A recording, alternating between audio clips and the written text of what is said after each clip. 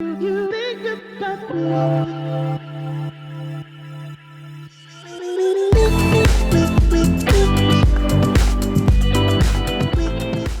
Good morning, everyone. I'm Craig Studnicki, CEO of ISG and President of Related ISG International Realty. Today is September 30th. Welcome to the end of September. Welcome to the end of Q3, the third quarter of what's been a remarkable year known as 2020. Those of you that saw my presentation on the Manor Report in early July know that we didn't print this until the end of June. So what we presented in early July were through the Q2 results, or June 30th. Today, I'm giving you the Q3 update, and it is simply remarkable what's happened in the last 3 months. Let's start. When we presented this in July, we talked about the unprecedented conditions of Q1 and Q2. And back then, many economists around the world were comparing the recession that we were in Q2, and we were, to the Great Depression of 1929, to the banking failure of 2008. The nice people from Swire Properties, the developers of Brickell City Center, they invited Andres Oppenheimer to speak at a webinar in early May, because there is no one that knows more about the economic, political, and social changes in Latin America like Andres. He's a Pulitzer Prize winning writer. He's an Emmy Award winner. He's got a television program with CNN known as Oppenheimer Presenta. He is the foremost authority on the changing conditions in Latin America. And because of that, he has a worldview as well. And because of that, I wanted him to offer his opinion on how all of this would affect South Florida real estate sales in 2020. So here's what he did. He offered this contrast, this comparison. I wasn't even aware that in the Great Depression of 1929 took 10 years to recover from. 10 years, probably because they didn't have the technology that we have available today where information can flow quickly and we can get back on our feet a little faster. But nevertheless, it took 10 years. 2008, 2009, that was 2 years. That was 21st century. We had technology, but that was such a colossal bank failure. It took 2 solid years, all of 2008, all of 2009 for us to recover. And that's all it took, because by 2010, we were rolling again here in South Florida. But now we're here was 2020. And what he harped on, Andres did, in early May, was that 1929 and 2008 were banking failures, true financial failures. This is a virus. And we've been put into this medically induced coma where it forced us into this recession in order to get our arms wrapped around the effects of this virus. It's not going to take 2 years, certainly not going to take 10. He said 6 months of a recovery. He called it V-shape.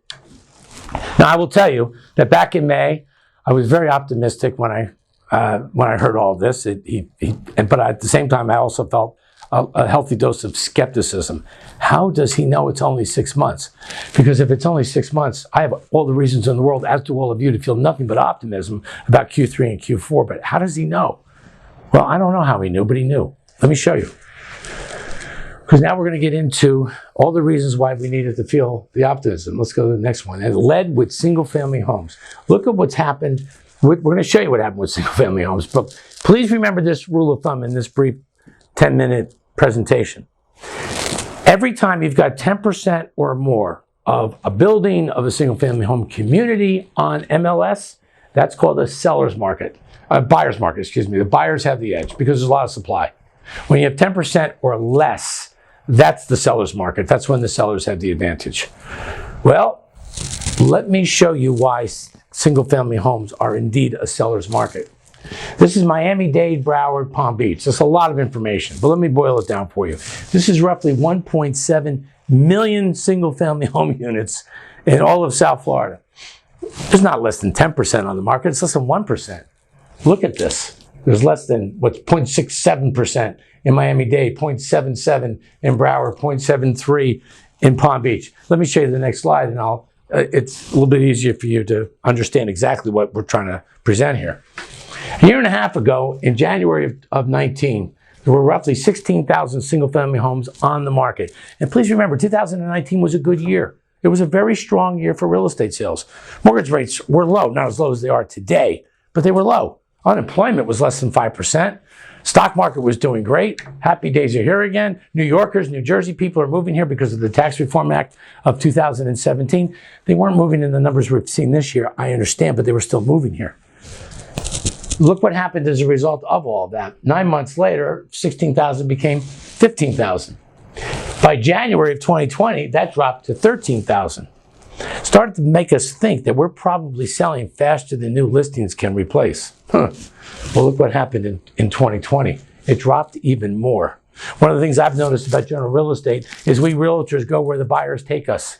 And this year, the buyers have taken us to single-family homes. Let's go to the next slide. Look what's happened this year. Every single month, once again, we're combining the Tri-County area, Palm Beach, Broward, and Dade. 3,554 new listings every single month, but outpaced by sales by a factor of 317 sales or units per month, which basically means listings can't keep up with sales, or sales are outpacing listings. People are asking for single-family homes. We're taking them to single-family homes. They're buying single-family homes. Who's buying? Millennials who were confirmed renters 2 or 3 years ago are now taking advantage of these very, very low mortgage rates. Northeasterners who were coming here anyway because of Tax Reform 17, the coronavirus has acted as an accelerator. You probably heard me say that before. I'm not the only one saying it, but in fact, it's happened. They're convinced that come flu season in a few months, they may get another wave of this, and they're not going to be quarantined in cold weather again. So they came down here, particularly during Q3, and they bought a lot of houses along with the millennials. And that's been the result of it. Let's go to the next slide. This is where Oppenheimer shines. Andres Oppenheimer said 6 months, starting April 1, which was the beginning of Q2. So that's April, May, June, July, August, September. There's your 6 months. There's your V. This line here is the difference between 19 and 20. So you can see here in Q1, we sold more houses in Q1 of 20 than we did in 2019. Remembering 2019 was a good year. Oh boy, Q2 we got clobbered. We were in quarantine. We were in shutdown. The news about the coronavirus all over the world was indeed devastating, and people weren't looking for houses so much. You had a hard time getting people to come and look, and some of you didn't even want to show houses. Understandable. But in Q3, what a remarkable comeback. There were more sales in August and September this year, this month and last month, in Palm Beach, Broward, and Dade County than the previous year by a factor of 4%. Yes, you outsold 2019, remembering that 2019 was a really good year. This is where we got clobbered. But still, it was houses that made Andres Oppenheimer in this presentation spot on. Also says something about South Florida. Don't ever second guess the popularity of South Florida, because it seems like whenever there's an issue in the world, people want to come to South Florida. Let's go to the next slide, because now I want to talk about condos. Next slide, please. But I have to talk about condos in the context of houses. Look at Q1. You see this 50-50 relationship? Normally, every 2 sales that are made, one is a house, one is a condo. This is normal. And that's what we saw in Q1 of this year. Look what happened in Q2. This is definitely not normal. 85% of all transactions were houses. This is about 2 words: social distancing. Those 2 words are going to be a part of our vocabulary for a little bit longer, because here you get to decide who comes in and out of your house. It's easy to manage social distancing. The perception of condos, not so much during Q2, and the numbers say so. Not my opinion. These are the results of actual closings. But look what happened in Q3. The dance between houses and condos is starting to normalize. Normal. Definitely not normal. Trying to normalize. Now you're at 35% of all transactions this quarter were condos. And why? Because I think condos are safer to go into now. People are aware that we're wearing masks. There's hand sanitizers everywhere. So condos are no longer considered unsafe. It shows in the numbers. Let's go to the next slide. This is just the same theme of houses, but I want you to see what's happening overall with inventory with condos for sale. A year and a half ago, there were 28,000 plus in Miami, Broward, and Palm Beach County. You see the downward progression. A year ago, 26,000. January of this year, 25. Now you're down to 24. It definitely slowed down this year. But let's go to the next slide, because I want you to see that the pattern with houses is starting to now show up with condos. In the last few months, we've seen the average amount of listings of 2,700 per month, but sales are outpacing new listings by about 65. It's actually been much stronger during August and September, but we've annualized it. And this is the result of 9 months of 2020. So yes, we're watching sales with condos now supersede our ability to list. When I show you in a little bit what's in the condo pipeline by developers, you can absolutely conclude that that number is going to rise. Let's go to the next slide. Once again, the Oppenheimer V. In Q1 of this year, we did 3% more sales with condos, Tri-County, than we did in 2019. This is where we got slaughtered. In Q2, almost 50% less than what we did in 2019. We were quarantined, we were home, nobody wanted to go into buildings, condo associations weren't letting a lot of you even into the buildings. What a mess. But look what's happened in Q3. We've climbed out nicely. I've seen these numbers overall from July, August, and September, and I can promise you that if this trend just holds, this is absolutely in positive territory in October. And who knows what it'll look like by November and December. But once again, that's a V. Once again, Oppenheimer nailed it. This is a 6-month recovery for residential real estate in South Florida. Let's go to the next slide. Here's the summation of all of this. And this one I think you'll really find interesting. We looked at the total number of residential transactions in January of 19 through September of 19. There were 62,800. This year we've written 54,000, which is 86% of that number. And if I asked any of you this morning before this presentation what you thought that number would be, I'll bet you most of you would never have guessed more than 70%. Frankly, I don't think I would have either until I saw the numbers. And I'm asking you to trust me on this. I'm watching these numbers with our research division, and I'm telling you that number is going to be north of 90, probably significantly north of 90 by the end of Q4 of this year. It's your guess as to what it's going to be, mine as well. I don't think it's going to quite match everything from 19, but let's face it, this has been an extraordinary year because of the coronavirus. And for us to recover as much as we did, yes, low interest rates helped, but I think once again it goes to the popularity of South Florida. Last 2 months snapshot. 2019 sales, 71.89. In 2020, 73.66 plus 177. In September, plus 224. This trend continues. That's north of 90. Let's go to the next slide. New construction. This one is pretty easy. We've covered this many, many times. I'm just going to give you a quick update.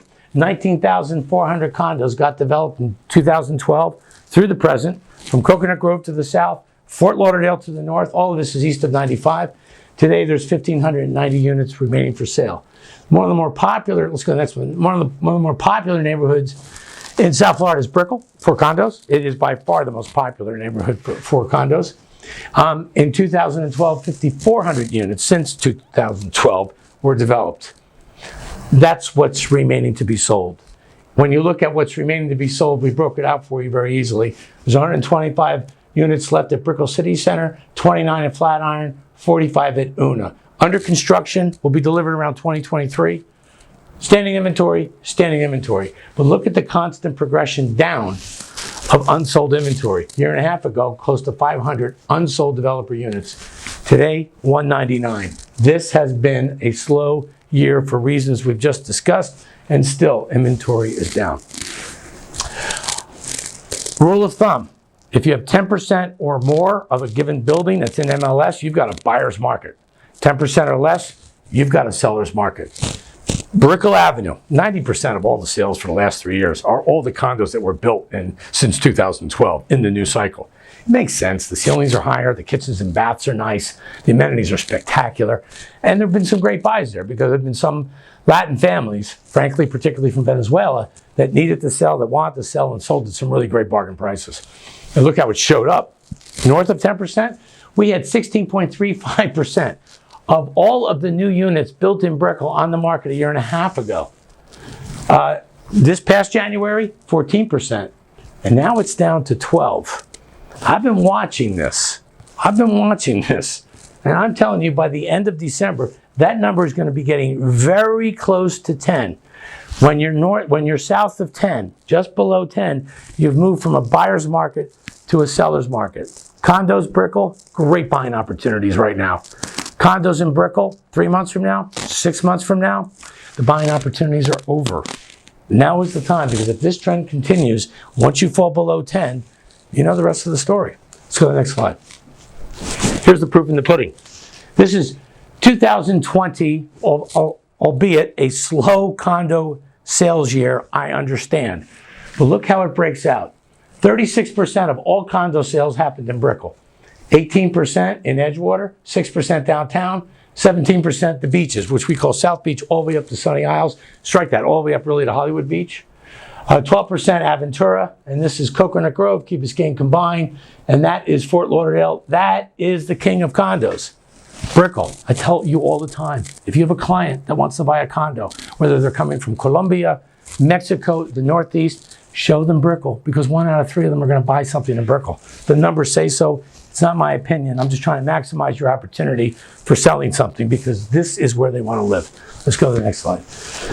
This shows what's coming in the form of new supply.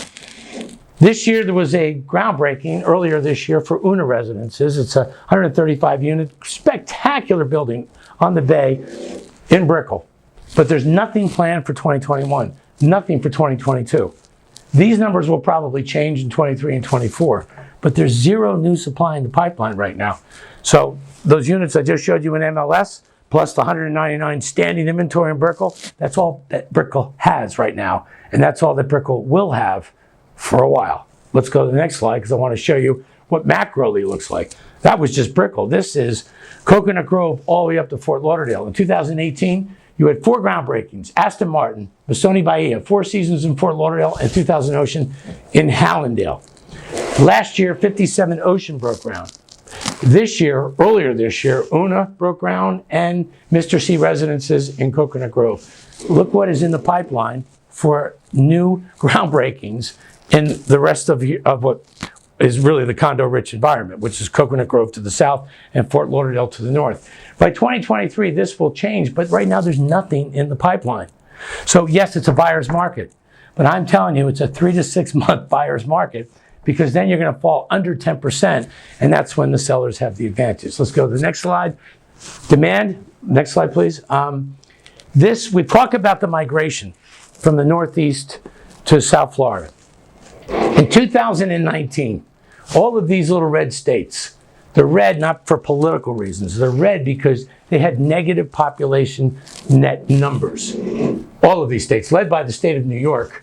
New York last year lost 230 people every day. I don't know what the 2020 numbers are going to look like.